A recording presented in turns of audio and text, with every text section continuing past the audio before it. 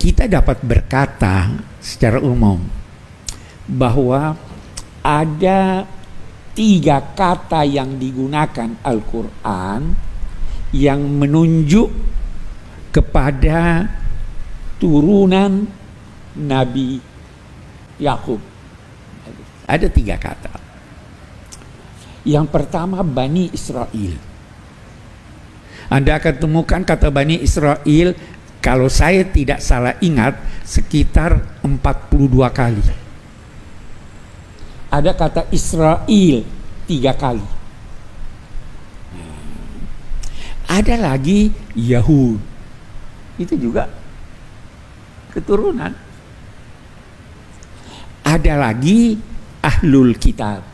Itu juga, itu paling tidak ada 3. Tetapi 3 ini berbeda-beda. Bani Israel pada dasarnya digunakan oleh Al-Quran untuk menunjuk keturunan Yakub sebelum masa Nabi Muhammad. Jadi dia tidak menunjuk, itu pada dasarnya dia tidak menunjuk keturunan Yakub yang ada pada masa Nabi Muhammad. Itu satu bedanya. Kalau Yahud, nah kita lihat ada kan Yahud ya. Yang pertama, Yahud itu menunjuk kepada turunan Yahuda. Nabi Yakub punya 12 orang anak. Salah seorang bernama Yahuda. Anaknya ini saling bertengkar dan sebagainya. Itu kita baca juga itu kan ceritanya Nabi Yusuf kan itu bertengkar ini segala. Nah, keturunan dari Yahuda itulah yang dibicarakan oleh Al-Quran dan yang disebut Yahud. Yahud ini kalau digunakan oleh Al-Quran, maka itu menunjuk bukan lagi kepada mereka yang hidup sebelum masa Nabi Muhammad, yang ada Bani Israelnya itu tidak menunjuk itu, tapi menunjuk pada umumnya terhadap mereka yang hidup pada masa Nabi Muhammad. Kita baca misalnya apa itu, inna asyaddan nasi adawatan lilladzina amanu al-yahud. Dikatakan Bani Israel. Kalau Bani Israel yang berbicara tentang keturunan Yakub itu ada yang baik, ada yang buruk. Tapi kalau dia gunakan kata Yahud, pasti celaan. Qalatil Yahud yadullahi maghlul Yahud. Ya kan? Jadi Al-Quran menggunakan kata Yahud untuk kaum keturunan Yahuda, tidak lagi menunjuk kepada Yakub yang bersifat buruk. Ada lagi Ahlul Kitab. Ahlul Kitab itu penganut kitab suci, di situ termasuk Nasara dan termasuk yang kita katakan orang-orang Yahudi.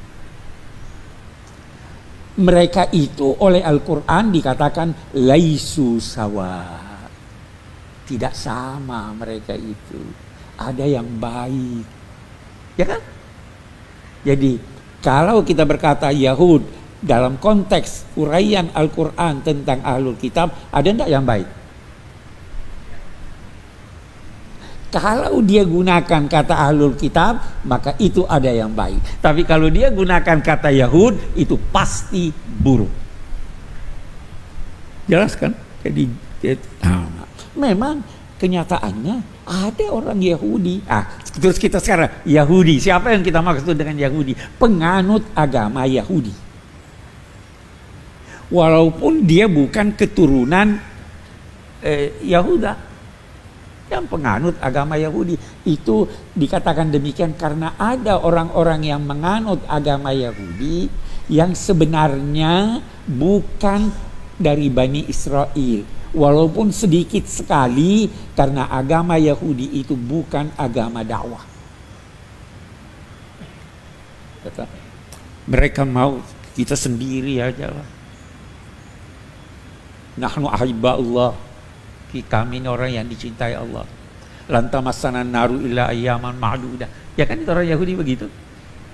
Merasa diri angkuh. Sifat orang Yahudi ini yang pertama egoistis, sehingga dicela. Mau lihat contohnya? Kita ambil contoh.